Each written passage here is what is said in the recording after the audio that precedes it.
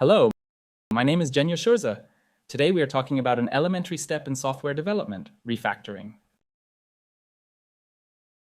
First, a basic definition of the term refactoring.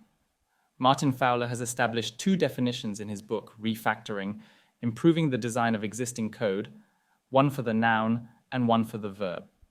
Refactoring, noun, a change to the internal structure of software to make it easier to understand and cheaper to modify without changing its observable behavior. He defines the verb refactoring as follows: to restructure software by applying a series of refactorings without changing its observable behavior. Refactoring, therefore, primarily serves to tidy up the code and make it easier for us and other developers to understand. This makes the code easier to evolve. The reason why we need to refactor software in order to have good code is software entropy. This term is borrowed from physics. The second law of thermodynamics states in principle that the disorder of a closed system cannot be reduced, but can only remain unchanged or increase. One measure of this disorder is entropy. This law also seems plausible for software systems. When a system is changed, its disorder or entropy always increases. This is referred to as software entropy. With refactorings, we now apply energy from outside in a targeted manner to counteract entropy, that is chaos, and thereby achieve an improvement in code quality. It is important to note that refactoring is only about making the code easier to understand and eliminating code smells. New functionality is not added in a refactoring. However, since we are touching existing working code, there is always the possibility that we will break something. During refactoring at one point in the code, you often find other places that you want to refactor. If you are not careful, you can quickly lose track of the changes and, in the worst case, create new bugs. Therefore, the first step in refactoring is to validate the code with automated tests, where this has not yet been done sufficiently during development. We can then change the internal structure of the code without changing the external behavior. After each step, the test should continue to run and the system should be fully functional. The IDE is used as a tool, which can help with many functionalities, such as extracting methods, classes, or interfaces. To further define the term refactoring, let's take a brief look at other types of code changes that are also often referred to as refactoring, but do not fall under the definition considered here. The first case is performance optimization.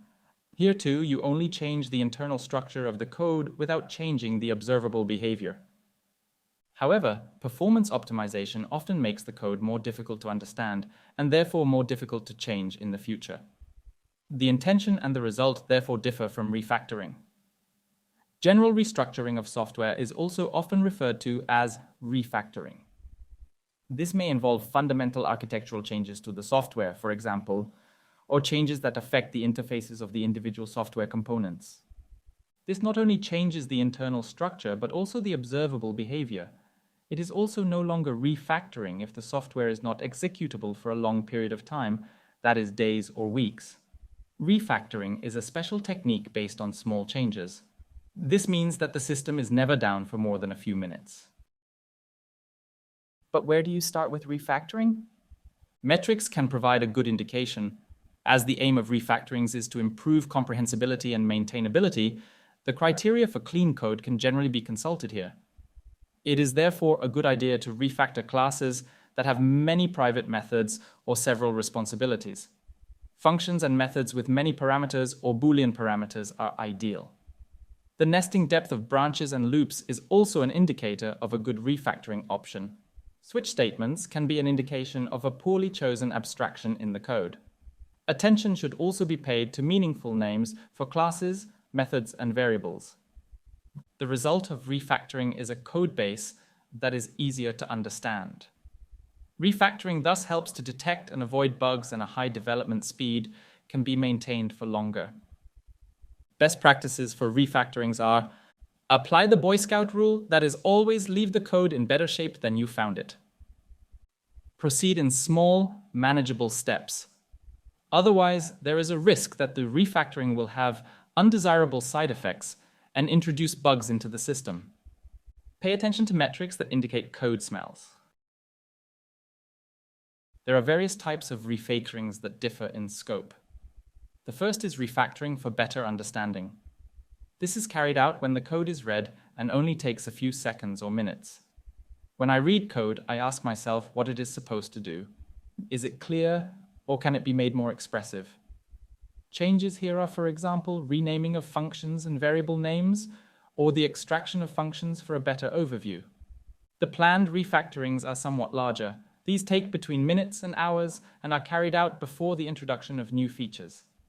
Kent Beck described it with this sentence: "For each desired change, make the change easy. Warning, this may be hard. Then make the easy change." We often have the problem that new functionality needs to be added to software, but this is very complicated. Refactoring should therefore be carried out before implementing this change.